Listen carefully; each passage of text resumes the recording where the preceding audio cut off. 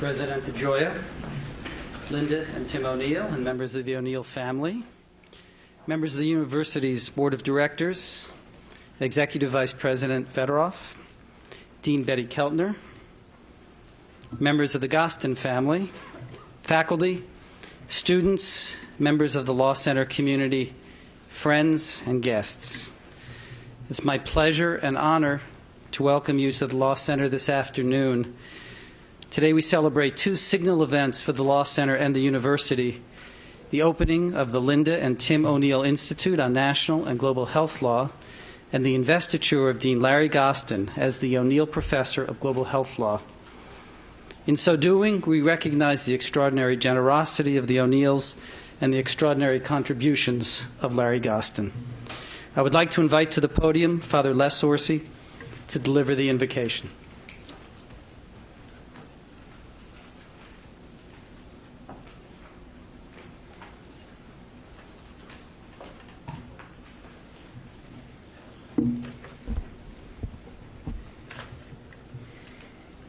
Once upon a time, the founding fathers of this republic proclaimed, "We hold these truths to be self-evident, that all human beings, men and women, are endowed with certain unalienable rights: life, liberty, and pursuit of happiness."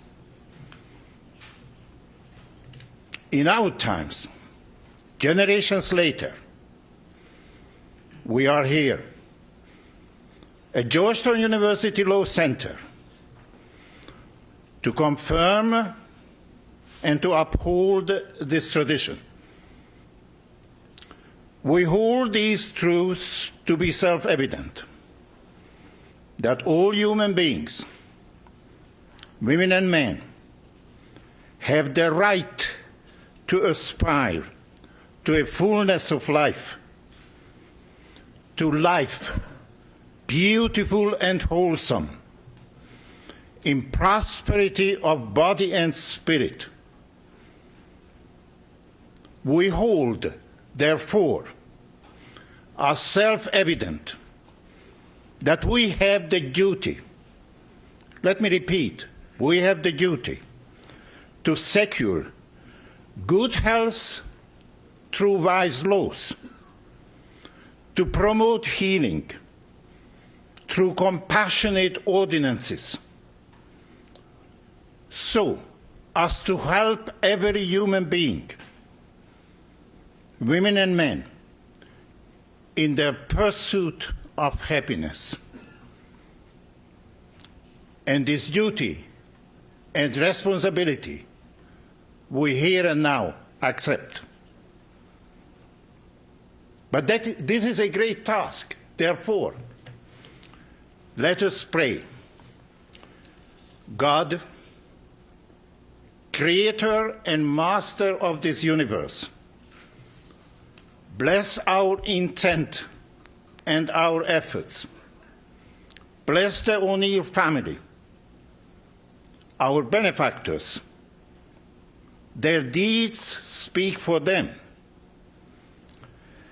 Lead our colleague, Larry Gostin, in his work, so that he may lead us with wise counsel and give us all intelligence and energy to accomplish this task generously. You are God, and you know that to heal is a divine virtue. You alone can sustain our effort and bring it to good conclusion. God of our fathers, holy, immortal, and strong, these petitions we lay before you. Answer our prayers now and for generations to come. Amen.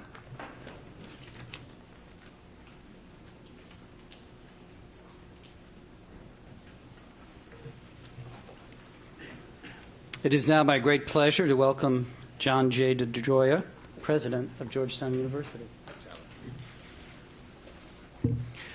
Thank you very much, Dean Alenikoff. I'm deeply grateful to you and to Dean Keltner for your leadership in shaping the O'Neill Institute.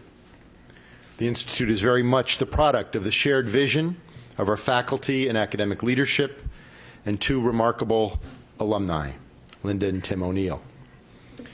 In many discussions that Betty, Alex, Larry Gostin, and I had with them over the course of several months, Linda and Tim articulated their vision of Georgetown as a place where Catholic and Jesuit traditions of social justice, excellence in scholarship and research in law, medicine, health studies, and other fields, a location in Washington, D.C., at the heart of national and international policymaking, and an international character, that these elements might come together to do extraordinary work here at Georgetown.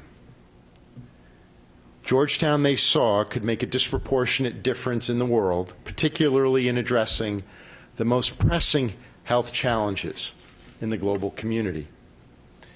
And so we began to imagine together how this work might best be advanced, how we might most effectively build on our existing foundation, core elements of our institutional identity, to achieve this ambitious aspiration and to respond to this moral imperative. We face a stunning array of global health issues today. Malaria afflicts up to 500 million individuals each year, primarily in the developing world. More than 1 million lives are lost annually, most of them children under the age of 5, most of them in sub-Saharan Africa. We lose 1 million lives a year to a treatable disease. Another crisis of extraordinary scope is the HIV/AIDS pandemic. More than 25 million people have died. More than 40 million people are sick. Nearly 12 million children in sub-Saharan Africa have been orphaned by the disease. These are extraordinary challenges that do not recognize national borders. They are not the problems of individual states. They are the shared responsibilities of all of us. Problems of such magnitude also do not recognize disciplinary boundaries. And in this context, Alex Alenikoff and Betty Keltner and a number of faculty, Larry Gostin, David Vladeck, Tim Westmoreland, and Greg Block from the Law Center, Bernard Lizet from the School of Nursing and Health Studies, created the concept that we launch formally today. What emerged was what we now celebrate as the O'Neill Institute for National and Global Health Law. This institute will break down barriers between disciplines and serve as a convening ground for national and international discourse among the world's leaders engaged in issues of global health, disease prevention, health regulation, and many other fields. The Institute will help craft and guide rational, responsible, and moral responses to the health challenges of the nation and the world, collaborating closely with organizations such as the World Health Organization, the Centers for Disease Control and Prevention, and the Department of Homeland Security. While we have a great deal to celebrate today, we have also enormous tasks ahead of us. And Linda and Tim have challenged us to do our very best thinking, our very best work, to realize the significant potential that Georgetown has to make a lasting and meaningful difference in global health. Our success will be measured in nothing less than lives saved. It is a daunting challenge, but also an enormous privilege to be in this position, and I could not be more grateful to Linda and Tim for their leadership and generosity. When we look back on this event and the decades to come, I believe we will see it as a moment of transformation. This institute will serve as a key element in Georgetown's transition from being a national institution with an international presence to becoming a truly global university. And when we look back on this transition, our appreciation for the O'Neill's generosity and vision will be all the more profound. So if you could all please join me in expressing to them our deep appreciation and admiration.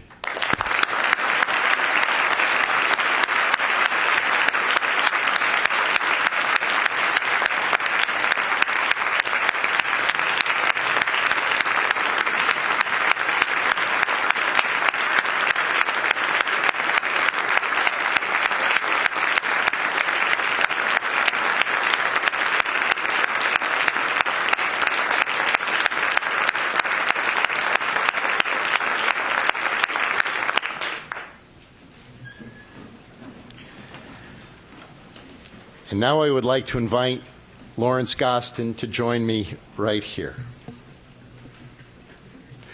I noted earlier that Linda and Tim have challenged Georgetown in creating the O'Neill Institute to build in bold ways on established strengths. And one of these fundamental strengths is our faculty expertise in fields relating to global health law. And chief among our distinguished faculty in this area is Professor Larry Gostin. I can think of no one better to provide leadership to this institute and to serve as the inaugural holder of the O'Neill Chair. Professor Gostin is an internationally renowned scholar in law and public health and serves as the director of the Center for Law and the Public's Health, a CDC collaboration center between Georgetown and Johns Hopkins University. Professor Gostin truly embodies the spirit of global engagement and leadership and interdisciplinary scholarship for which the O'Neill Institute will be known.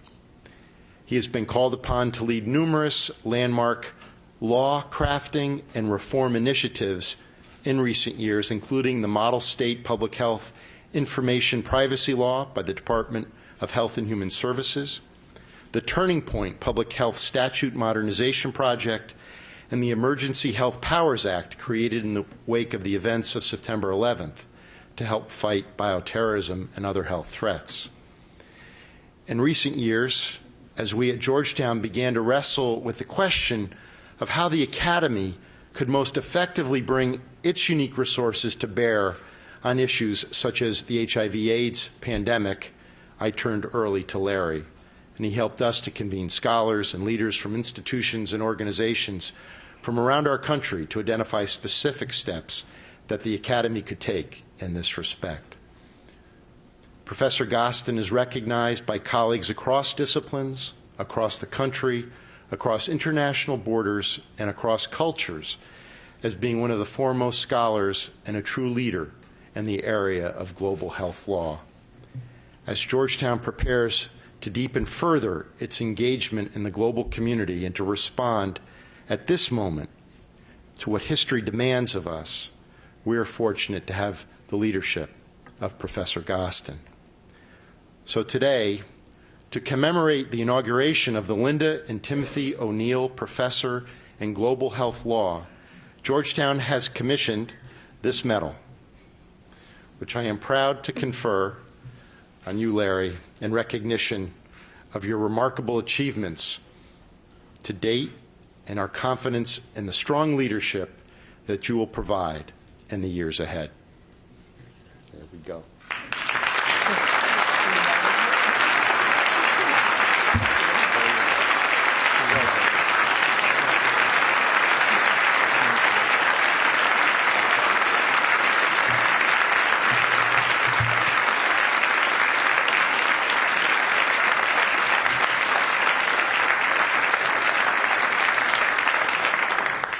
It's now my pleasure to recognize Professor Richard Diamond, who will introduce our guest of honor this afternoon, Dean Larry Gostin. Thank you, Alex. Some time ago, I had the pleasure of accompanying my good friend Larry Gostin on a trip to Australia. Larry had been invited to Melbourne to give the inaugural address at the founding of the Australian Centre for Law and Public Health.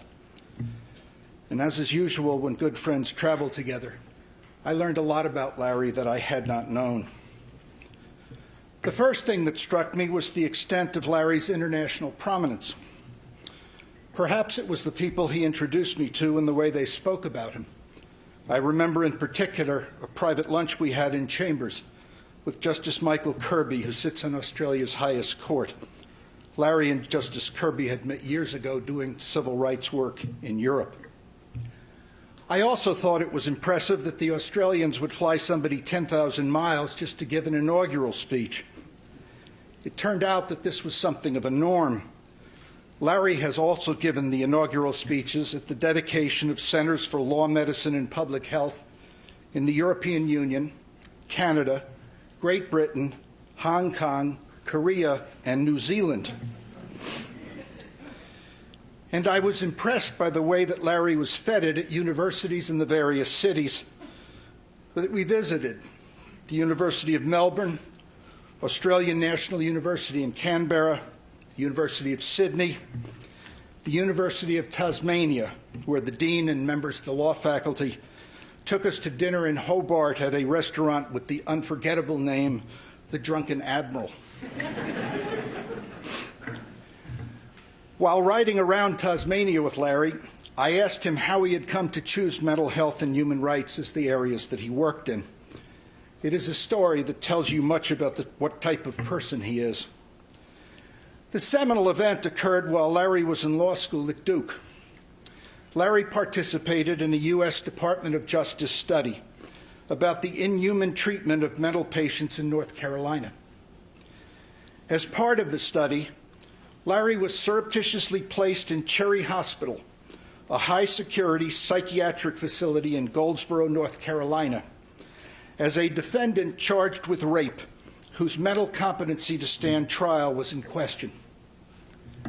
Normally, Cherry Hospital took a week or two to find that defendants were competent.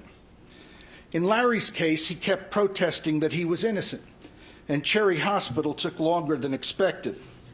Larry was confined to Cherry Hospital for a full 2 months, during which time he was, among other things, treated with antipsychotic medications and placed in solitary confinement.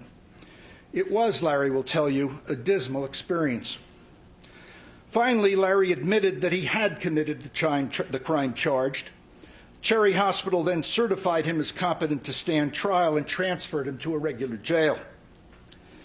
Based partly on what Larry reported to them, the Department of Justice filed suits challenging the North Carolina statute that governed its handling of the mentally ill. The Department of Justice was successful, and Larry's career in mental health was launched. Larry's experience in Cherry Hospital helped him to obtain a Fulbright fellowship to study law and psychiatry in London and Oxford. Again, what was supposed to be a short stay turned out to be far longer. Larry stayed in the United Kingdom for the next 12 years. From 1975 to 1982, Larry served as the legal director of the United Kingdom's National Association for Mental Health. Thereafter, for 2 years, he became the executive director of Britain's National Council for Civil Liberties, the equivalent of our ACLU. While at the National Association for Mental Health and the National Council, Larry published A Human Condition, a 2-volume critique of the existing British Mental Health Act. This study was instrumental in bringing about Parliament's passage of the Mental Health Act of 1983, major portions of which Larry wrote. Larry also filed and argued several landmark civil rights cases at the European Court of Human Rights. Some involved limitations on the right of the executive branch to detain individuals. Others challenged the inhuman and degrading treatment of inmates. And in the face of the social upheaval that gripped Britain's coal mining regions, he chaired the national inquiry into the miners' strike. In 1983, in recognition of his accomplishments, the National Consumers' Council of the United Kingdom awarded Larry the Rosemary Delbridge Memorial Award as the person who, and I quote, has most influenced Parliament and government to act for the welfare of society. Not bad for a colonial. Larry's staying in England led him to one other form of success. While at the National Association for Mental Health, he met a charming young farm girl from the Lake District, albeit a farm girl with degrees in chemistry and business administration, a very sharp wit and organizational skills that I, for one, would die for. Even today, Jean Gostin says that she remembers clearly some particular dates with Larry, during which, without advance notice, Larry took her to visit Broadmoor and other institutions for the criminally insane, where he represented patients.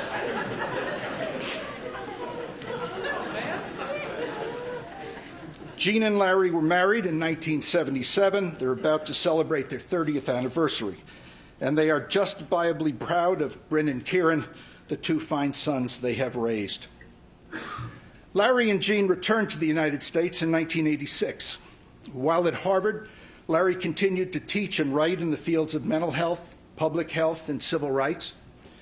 Between 1986 and 1994, he authored or co-authored 13 books, 20 book chapters, and over 50 articles. He served at times as executive director of the American Society of Law, Medicine, and Ethics, and as legislative counsel to the U.S. Senate Committee on Labor and Human Resources. In 1994, Georgetown got its opportunity to snare Professor Gostin. Many universities tried to attract Larry at that time. He eventually whittled it down to two: Georgetown and a prominent private university in the South. Larry's respect for Georgetown becomes clear when you consider the offer he turned down. The other university asked Larry to be the director of a new endowed institute devoted to ethics in the professions. A new building was to be built to house the institute, and Larry was to join the faculty as a distinguished university professor, the highest rank a faculty member could achieve. What did Georgetown offer that was superior? Individuals in Larry's fields whom he liked and greatly respected, a law school faculty that believed in civil discourse and collaboration, and a demonstrated commitment to improving the lives of all people, and especially the most downtrodden, a commitment that reflects the Jesuit principles on which this university was founded. Larry's achievements since joining the Georgetown faculty defy any brief description. While continuing to write and publish, he has taught and mentored numerous students and sent them off to careers in public service. He has served and continues to serve as Associate Dean for Research and Academic Programs. As President DeGioia mentioned, as a public servant, Larry led the drafting of the Model State Health Information Privacy Act, SHIPA, and the Model Public Health Act. And following 9/11 and the increased threat of bioterrorism, the Center for Disease Control asked Larry to draft a new Model Emergency Health Powers Act, modernizing the rules state government should follow if such an attack occurred. So far, more than 35 states have adopted the act in whole or in part. Larry has also served as director of the Georgetown Johns Hopkins Center for Law and Public Health, which, as again was mentioned, has been designated a collaborating center by both the CDC and the WHO. Larry's accomplishments have led to various honors. He was elected a lifetime member of the National Academy of Sciences Institute of Medicine. The National Academy also awarded Larry the Adam Yarmolinsky Medal for, quote, distinguished service by a member who, over a significant period of time, has contributed in multiple ways to the mission of the Institute of Medicine. And the Public Health Law Association has awarded Larry its Distinguished Lifetime Achievement Award. Working on issues important to people's lives often brings a smile to Larry's face, but I have never seen him smile more broadly than when discussing the events that we now celebrate. Through the generosity of the O'Neill family, we today inaugurate the O'Neill Institute for National and Global Health Law. The Institute is a joint project of this law center and Georgetown School of Nursing and Health Studies. The new institute has an enormous potential to better the lives of people, both in the United States and abroad. Surely no person is better qualified to lead that institute and to ensure that it lives up to its potential than the person who will now address us. It is my pleasure and honor to present the first occupant of the Linda D. and Timothy J. O'Neill Chair of Global Health Law, Professor Lawrence O. Gostin.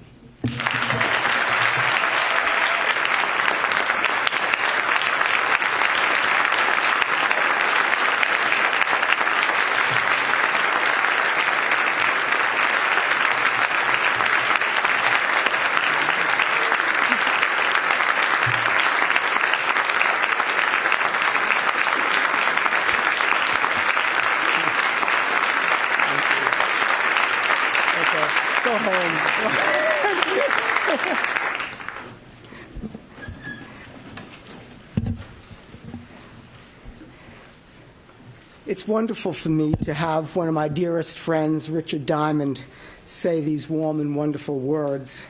And it was because of people like him and Wendy Williams, Judy Reen, Pat King, and this wonderful faculty that are just smiling at me and beaming now, that I came to Georgetown.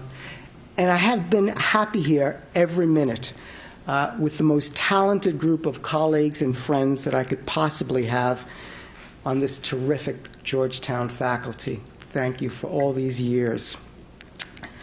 President DeGioia, Dean Alenikoff, Mr. and Mrs. O'Neill, Dean Keltner, faculty, students, I thank you for this high honor.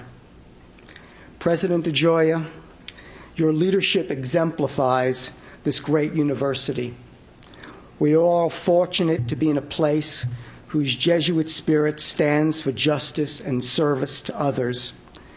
And your signature work on globalism, health, and the AIDS pandemic is deeply important to our city, to our nation, and the world.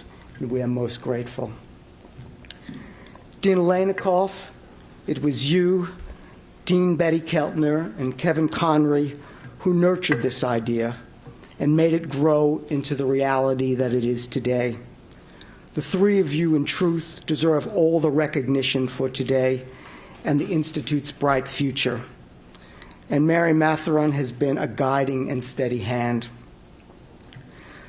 Linda and Tim O'Neill, thank you so much for making this dream come true. Can't begin to tell you what it means to me. Your confidence in us has been humbling. Getting to know you and your families and the values and principles that you stand for has inspired us and given us great happiness. I pledge to you that we will mightily pursue the mission of the O'Neill Institute of seeking innovative solutions to the world's most pressing health problems. We have a remarkable leadership team at the Institute, including great scholars, Greg Block, Bernard Lisset, David Vladeck, Tim Westmoreland, Ben Berkman, and others. And to Wendy Perdue and James Hodge, thank you for creating a unique global health LLM program, as far as we know, the only one in the world. And we have an unbeatable partnership between the Law Center, the School of Nursing and Health Studies, and this great university. My family and closest friends from near and very, very far away are surrounding me today, and that feels very good. My dear sister Judy and her lovely daughter Sari and her husband Aaron have come to share this special day with me. My father and mother, Joe and Lillian, have come from New York City. This Saturday, my father celebrates his 91st birthday. And my fervent hope is that he will do what he did on his 90th birthday, which is to ride his bicycle. Talk about public health. One of Georgetown's best and brightest students is here, but he also happens to be my eldest son, Bryn. Yay, Bryn. I am bursting with pride for the wonderful person that Bryn is and the sheer joy that he and his brother have given to Jean and I for all these many years. Brings tears to my eyes. My youngest son, Kieran, demanded that he come, but he's taking exams today at a rival law school, and his father forbid him from coming. And finally, but most importantly, many years ago, I had a very tense press conference when, as Richard said, I chaired the United Kingdom's national inquiry into the deeply politically contentious minors dispute. I was so nervous. I frantically called my wife, Jean, and she said calmly, "My dear Larry, I put your speech in your left-hand pocket."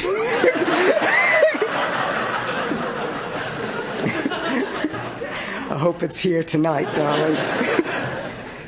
Well, this summer, my lovely English bride and I celebrate our 30th anniversary. So this lecture, darling, is dedicated to you. 30 years in love.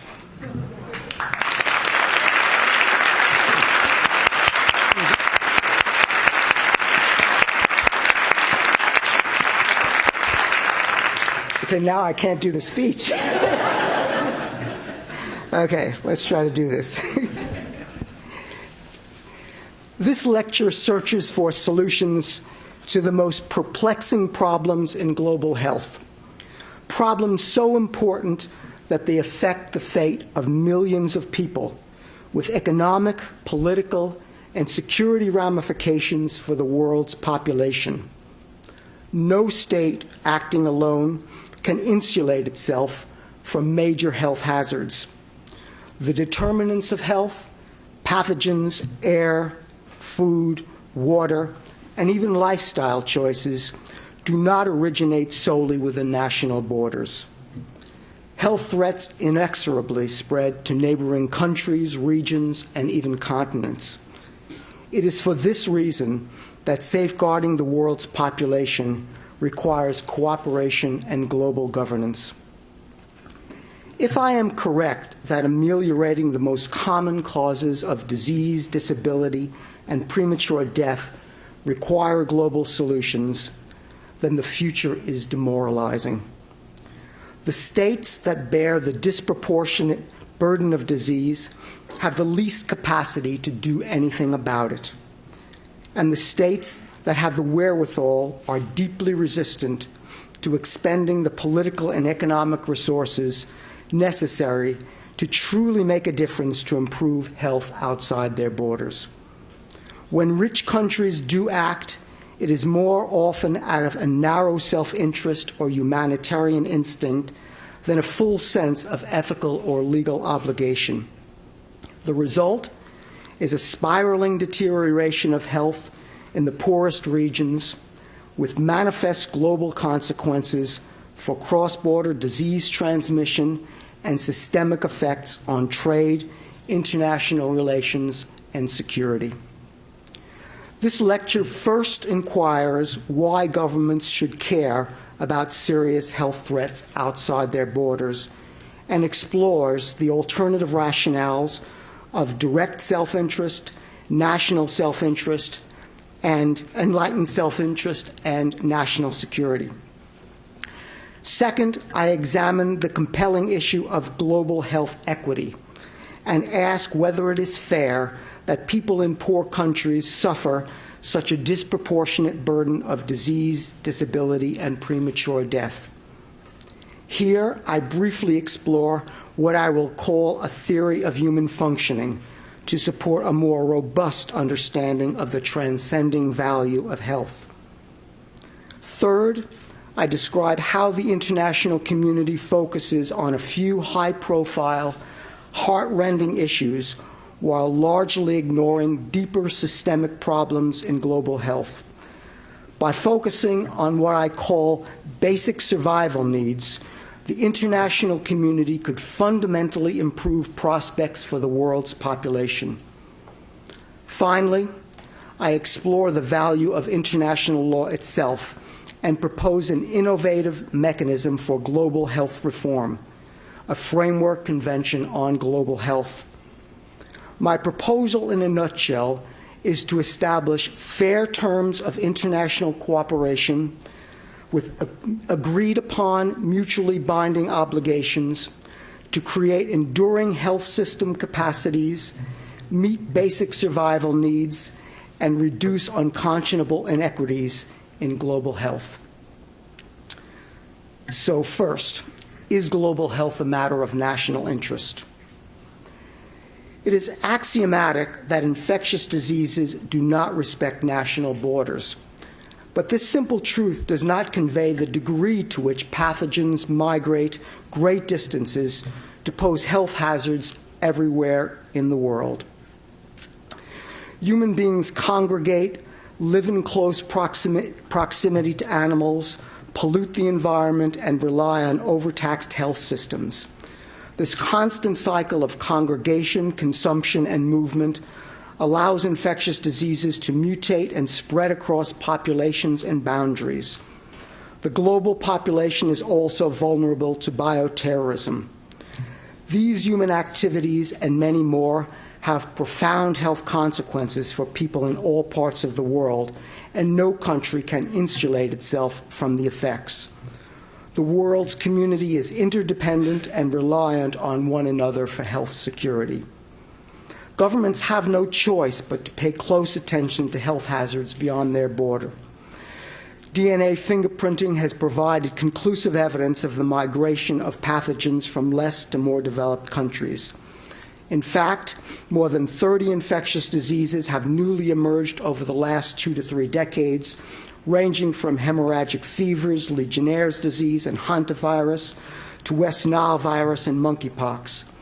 Vastly increased international trade in fruits, vegetables, meats, and eggs has resulted in major outbreaks of foodborne infections caused by Salmonella, E. coli bacteria, and Norwalk-like viruses.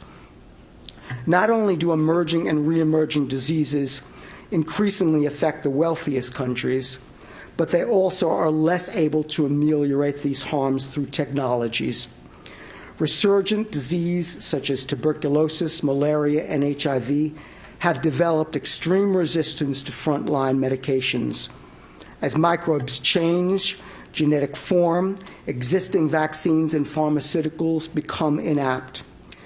The therapeutic challenges are not limited to exotic infections, as WHO has warned that many pathogens are gaining resistance to therapies, including common respiratory, diarrheal, and ear infections. The state's response to disease epidemics also has profound domestic costs. Disease control measures such as travel restrictions, school closures, quarantines can cause personal detachments, disrupt social and economic life, and infringe individual rights. Powerful reasons, therefore, exist for governments to pay close attention to global health, not only for the sake of people in faraway places, but to prevent potentially catastrophic social, economic, and political consequences for their own citizens. Beyond narrow self-interest, though, are there broader enlightened interests in redressing extremely high rates of disease and premature death in the world's poorest regions. There is a strong case that a forward-looking foreign policy would seek to reduce enduring intractable diseases in developing countries. Epidemic disease dampens tourism, trade, and commerce, as the SARS outbreaks demonstrated. Animal diseases such as foot and mouth disease, BSE, and avian influenza similarly had severe economic repercussions on trade and commerce, such as mass cullings of flocks and herds and trade bans on beef, lamb, or poultry. In regions with extremely poor health, economic decline is almost inevitable. HIV/AIDS in sub-Saharan Africa accounts for 72% of global AIDS deaths. Average life expectancy in the region is now 47 years of age, when it would have been 62 without AIDS. For some of the worst affected countries like Botswana, life expectancy has declined from 76 years to 34 years. Most of the excess mortality is among young adults aged 15 to 49, leaving countries without entrepreneurs, a skilled workforce, parents, teachers, and political leaders. The World Bank estimates that AIDS has reduced gross domestic product nearly 20% in the hardest hit countries. AIDS, of course, is only one disease in countries experiencing multiple epidemics, starvation and massive poverty, and regional conflicts that devastate the population. Extremely poor health in other parts of the world can also affect the security of the United States and its allies. Research shows a correlation between health and the effective functioning of government and civil society. The CIA, for example, finds that high infant mortality is a leading predictor of state failure, and the State Department called AIDS a national security threat. States with exceptionally unhealthy populations are often in crisis, fragmented, and governed poorly. In its most extreme form, poor health can contribute to political instability, civil unrest, mass migrations, and human rights abuses. In these states, there is greater opportunity to harbor terrorists or recruit disaffected people to join armed struggles. Political unstable states require heightened diplomacy, create political entanglements, and sometimes provoke military responses. Diseases of poverty overwhelmingly are concentrated in sub-Saharan Africa, and it is no surprise that many of these political and military entanglements occur in that region. But Africa has weak political, military, and economic power, so it can too easily be ignored. The same cannot be said about the burgeoning health crises emerging in pivotal countries in Eurasia, such as China, India, and Russia. These countries are in the midst of a second wave of AIDS, with prevalence rates rising 20-fold in less than a decade. In the decades to come, the Center for the Global HIV/AIDS Pandemic is projected to shift from Africa to Eurasia. Recall that infant mortality is a prime indicator of state instability. Russia's official infant mortality rate, which is thought to be vastly underreported, is 3 to 4 times higher than in North America and Western Europe. Nearly 2/3 of children born in Russia will be unhealthy, many suffering lifelong illness and disability. Eurasia has more than 60% of the world's population, one of the highest combined GNPs, and at least 4 massive armed forces with nuclear capabilities. But due to extreme health hazards, Eurasia will suffer economic, political, and military decline. Political instability in a region with such geostrategic importance will have major international ramifications. Governments therefore have powerful reasons based upon narrow or enlightened self-interest to ameliorate extreme health hazards beyond their borders. But do political leaders acknowledge and act on this evidence? The answer is that political engagement in global health is relatively limited. As the United Kingdom's Chancellor of the Exchequer, Gordon Brown, said when launching the International Finance Facility for Global Health, rich countries just don't care enough. Rich countries, philanthropists, and even celebrities have announced with great fanfare about breathtaking gifts to the poor. OECD countries increased global health assistance, rising from $2 billion in 1990 to $12 billion in 2004. The Gates Foundation alone will donate up to $3 billion per year. This development assistance may appear substantial, but sits modestly alongside the $1 trillion spent on military expenditure and the $300 billion on agricultural subsidies. The increase in development assistance, moreover, is largely attributable to extensive resources devoted to a few high-profile problems: AIDS, pandemic influenza, and the Asian tsunami. Even factoring in these new investments, most OECD countries do not come close to fulfilling the pledges they made of giving 0.7% of gross national income per annum. OECD countries would have to invest an additional $100 billion by 2015 to close the vast investment gap. And with these additional expenditures, modest at that, WHO projects that tens of millions of lives would be saved. But rather than a general commitment to global health, states often prefer targeted engagements to prevent only those hazards deemed most likely to affect their own citizens. National security assessments and international agreements offer relatively narrow justifications for state action on global health. Governments frame the problem as one of averting direct threats of infectious diseases reaching their borders, and not to reduce extremely poor health in impoverished countries. But perhaps it does not or should not matter if global health serves the interest of the richest countries. After all, there are powerful humanitarian reasons to help the world's least healthy people. But even ethical arguments have failed to capture the full attention of political leaders and the public. It is well known that the poor suffer, and suffer more than the rich. Unfortunately, this is also true with respect to global health. What is less often known is the degree to which the poor suffer unnecessarily.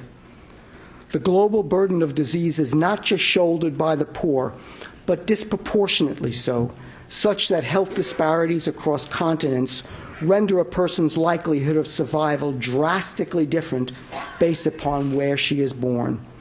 These inequalities have become so extreme and the resultant effects on the poor so dire that health disparities have become an issue no less important than global warming or the other defining issues of our time. The current global distribution of disease has led to radically different health outcomes across the globe. Disparities in life expectancy among rich and poor are vast. Average life expectancy in Africa is nearly 30 years less than in the Americas or Europe. Life expectancy in Zimbabwe or Swaziland is less than half that in Japan.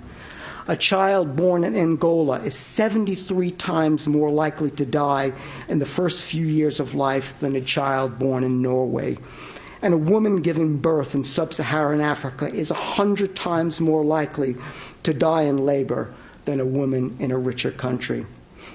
While life expectancy in the developed world increased throughout the 20th century, it actually decreased in the least developed countries and in transitional states such as Russia.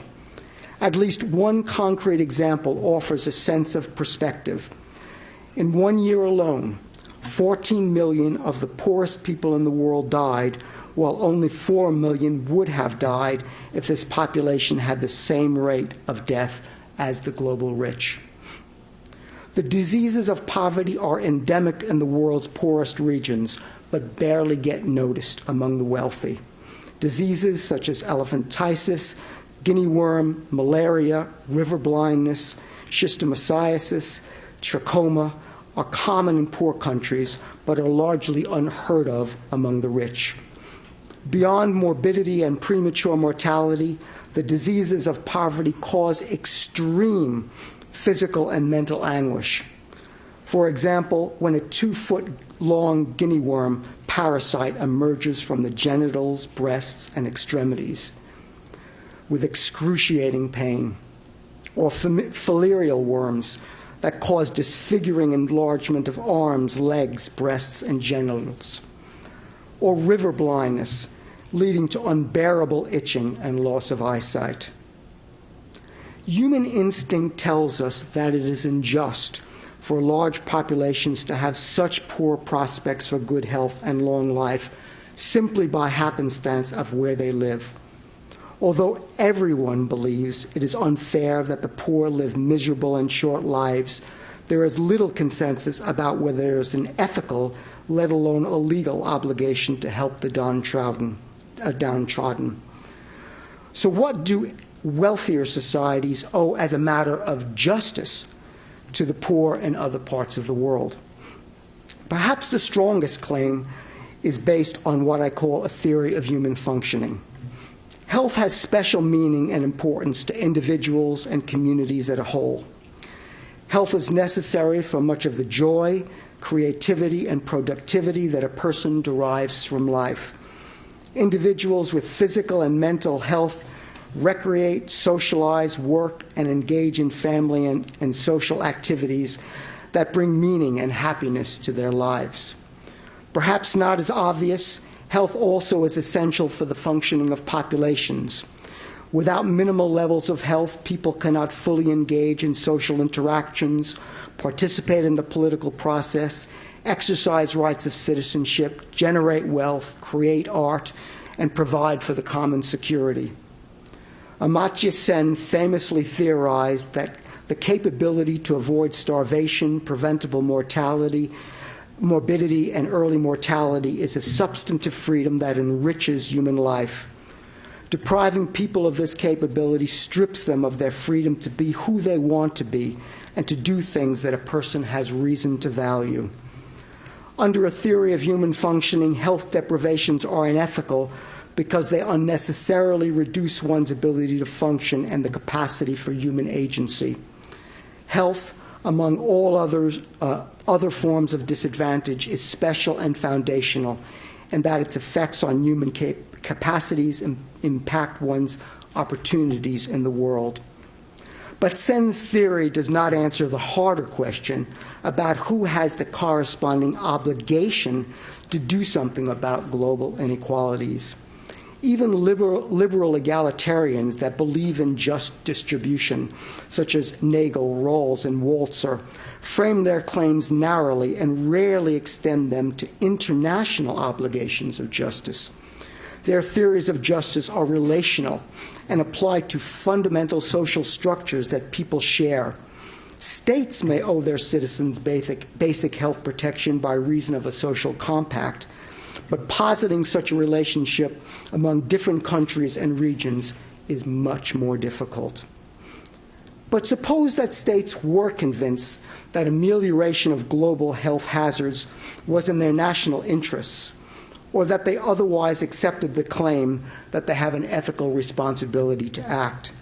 Would the consequent funding and efforts make a difference? Well, if past history is any guide, the answer is no.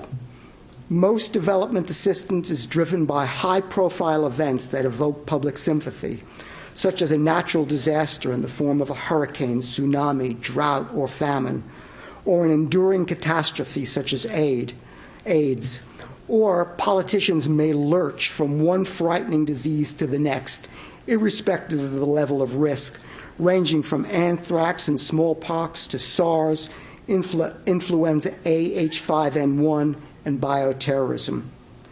But what is truly needed, and which richer countries instinctively, although not always adequately, do for their citizens, is to meet what I call basic survival needs. By focusing on the major determinants of health, the international community could dramatically improve prospects for good health.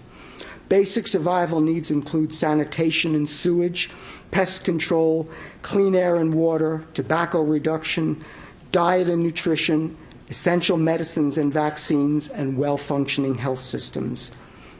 Meeting everyday survival needs may lack the glamour of high-technology medicine or dramatic rescue. But what they lack in excitement, they gain in their potential to impact health, precisely because they deal with the major causes of common disease and disabilities across the globe. Mobilizing the public and private sector to meet basic survival needs comparable to a Marshall Plan could radically transform prospects for good health among the world's poorest populations. And meeting basic survival needs can be disarmingly simple and inexpensive, if only it could rise on the agenda of the world's most powerful countries. It does not take advanced biomedical research, huge financial investments, or complex programs. Consider what human benefits would occur from highly cost-effective interventions such as vaccines, essential medicines, etc. Vaccine-preventable diseases are virtually extinct here, but still kill tens of millions of children and adults annually in poorer regions. A single annual dose of Mectizan, costing a couple of dollars, rids the body of intestinal worms, relieves unbearable itching of river blindness, and prevents loss of eyesight. Basic sanitation and water systems could radically reduce global ill health at minimal cost, such as clean water kits costing as little as $3, and insecticide-treated bed nets, which cost roughly $5, are highly effective in reducing malaria, river blindness, elephantiasis, and other insect-borne diseases among children. But only about 1 in 7 children in Africa sleep under a net, and only 2% of children use a net impregnated with insecticide. The single most important way to ensure basic survival is to build enduring health systems in all countries. Health systems include public health agencies to identify and prevent disease. They also include primary health care, bringing basic medical services as close as possible to where people live and work, maternal and child health, family planning, and medical treatment. Primary care promotes individual and community self-reliance and participation in the control of health, making the fullest use of local and national resources.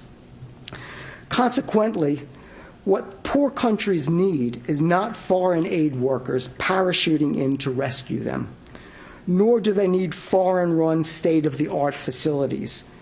Rather, they need to gain the capacity to provide basic health protection for themselves. If meeting basic survival needs can truly make a difference for the world's population, and if this solution is preferable to other paths, then can international legal obligations work? The answer is that extant health governance has been lamentably deficient, and a fresh approach is badly needed. The WHO was founded in 1948 as a normative institution, but its potential has never been realized. The WHO Constitution empowers the agency to adopt conventions, which, unlike normal treaties, affirmatively require states to take action within 18 months. The WHO also possesses quasi-legislative powers to adopt regulations. WHO regulations, unlike most international law, are binding on member states unless they proactively opt out. But despite WHO's impressive normative powers, modern international health law is remarkably thin, with only one significant regulation and one treaty advanced in its 60 years of existence. Although norms created under WHO's auspices are sparse, there is a much larger body of international law that powerfully affects global health in areas ranging from food safety, arms control, and the environment to trade and human rights. The WHO should be a leader in creating or at least influencing these norms, but that has not happened. The agency has shied from the high politics of international law because it has seen itself principally as a scientific, technical agency. It ought to have a great deal to contribute and have some sway over trade and goods and services, sanitary and phytosanitary measures, and intellectual property rights. Yet its influence is nowhere to be found. As a result, social activists have increasingly turned to the language of human rights to articulate their fondest dreams for global health. But recasting the problem of extremely poor health as a human rights violation, although a great achievement, does not fully satisfy for a number of reasons. First, the legal obligation falls primarily on each state to respect, protect, and fulfill the right to health for its own population. Although the International Covenant of Economic, Social, and Cultural Rights posits that all states have duties to cooperate in achieving economic and social rights, The obligation to assist other states cannot become primary. Second, the right to health itself is expressed as progressively realizable, so there is little agreement as to when a state has breached an obligation to its people, let alone to people in faraway places. Finally, even if some obligation to offer financial and technical assistance could be read into human rights instruments, there is no systematic method of implementation and enforcement. This leaves us, I'm sorry to say, with the very problem posited in this lecture. That is, the duty to improve the health of the most disadvantaged people in the world falls primarily to those who utterly lack the means to do so. This is undoubtedly an untenable position if global health is to be taken as a solemn issue of international concern. If law is to play a constructive role, innovative models are essential, and here I make the case for a framework convention on global health. I am proposing a global health governance scheme incorporating a bottom-up strategy that strives to build health system capacity, set priorities to meet basic survival needs, engage stakeholders to bring to bear their resources and expertise, harmonize the activities among the proliferating number of actors operating around the world, and evaluate and monitor progress so that goals are met and promises are kept. The Framework Convention Protocol approach refers to a process of incremental regime development. In its initial stage, states would negotiate and agree to a framework instrument which would establish broad principles for global health governance, goals, obligations, institutional structures, empirical monitoring, funding mechanisms, scientific advancement, and enforcement. In subsequent stages, specific protocols would create more detailed legal norms, structures, and processes. The Framework Convention approach is becoming an essential strategy of powerful transnational social movements to safeguard health and the environment. In addition to the Framework Convention on Tobacco Control, a series of international environmental treaties serve as models, such as the Vienna Convention for the Protection of the Ozone Layer and the UN Framework Convention on Climate Change and the Kyoto Protocol. These framework conventions recognize that a collective effort is necessary to mitigate the threat that humans pose to health and the environment. Although far from perfect, environmental and health conventions offer an inventive approach to global governance. A framework convention on global health would represent an historical shift with a broadly imagined global governance regime. The initial framework would establish the key modalities with a strategy for subsequent protocols on each of the most important governance factors.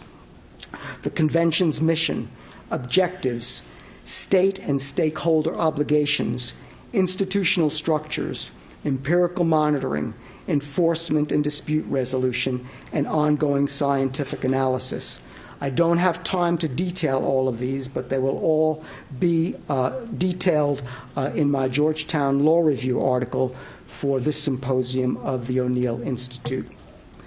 The Framework Convention Protocol approach has a number of advantages resulting from the incremental nature of the process and its ability to evolve over a longer time horizon. This governance strategy allows the international community to focus on a problem in a stepwise manner, avoiding potential political bottlenecks. The process of creating international norms and institutions also provides an ongoing and structured forum for states and stakeholders to develop a shared humanitarian instinct on global health. A high-profile forum for normative discussion can help educate and persuade parties and influence public opinion in favor of decisive action. And it can create internal pressure for governments and others to actively participate in the framework dialogue. The creation of such a normative community, therefore, may be an essential element of building an international consensus. The imperatives of global health can no longer be framed just as a series of isolated problems in far-off places, but rather as a common concern of humankind. The really interesting and vital aspect of a framework convention on global health is not merely how it governs interstate responsibilities. The challenge is to make it do the really hard work of mobilizing the diverse drivers of health, including non-governmental organizations, private industries, foundations, public-private hybrids, researchers, and the media. It is essential to harness the ingenuity and resources of these non-state actors. The Framework Convention, therefore, should actively engage major stakeholders in the process of negotiation, debate, and information exchange, as well as reducing barriers for them to actively engage in capacity building. I'm aware that a Framework Convention will not be a panacea, and it cannot easily circumvent many of the seemingly intractable problems of global health governance: the domination of economically and politically powerful countries, the deep resistance to creating obligations to expend or transfer wealth, the lack of trust in international legal regimes, and the vocal concerns about the integrity and competency of governments in many of the world's poorest regions. But given the dismal nature of extant global health governance, a Framework Convention on global health is a risk worth taking. It will, at a minimum, identify the genuinely important problems in global health, targeting the major determinants of health, prioritizing and coordinating currently fragmented activities, and engaging a broad range of stakeholders. It will also provide a needed forum to raise visibility for one of the world's most pressing problems. In conclusion, I have sought to demonstrate why politically and economically powerful countries should care about the world's least healthy people. It may be a matter of national interest, so that helping the poor makes everyone safer and more secure. Or global health assistance simply may be ethically the right thing to do to avert an unfolding humanitarian catastrophe. Or there may be a growing sense of legal obligation, whether through WHO treaties and regulations or the international right to health. Although no single argument may be definitive in itself, the cumulative weight of evidence is now overwhelmingly persuasive. Whatever the reasons, perhaps we are coming to a tipping point where the status quo is no longer acceptable and it is time to take bold action. Global health, like global climate change, may soon become a matter so important to the world's future that it demands international attention, and no state can escape the responsibility to act. If that were the case, states would need an innovative international mechanism to bind themselves and others to take an effective course of action. Amelioration of the enduring and complex problems of global health is virtually impossible without a collective response. No state or stakeholder acting alone can avert the ubiquitous threats. The alternative to fair terms of cooperation through a framework convention is that everyone would be worse off, particularly those who suffer compounding disadvantages. Absent a binding commitment to help, rich states might find it politically or economically easier to withhold their fair share of global assistance, hoping that others will take up the slack. Major outbreaks of infectious disease, including extensively drug-resistant forms, would become increasingly more likely. Even if the economically and powerful escaped major health hazards, they would still have to avert their eyes from the mounting suffering among the poor. And they would have to live with their consciences, knowing that much of this physical and mental anguish is preventable. What is most important is that if the global health community does not accept fair terms of cooperation on global health soon, there is every reason to believe that affluent states, philanthropists, and celebrities simply will move on to another cause. And when they do, the vicious cycle of poverty and endemic disease among the world's least healthy people will continue unabated. And that, my friends, is a consequence that none of us should be willing to tolerate. Thank you very much for this honor.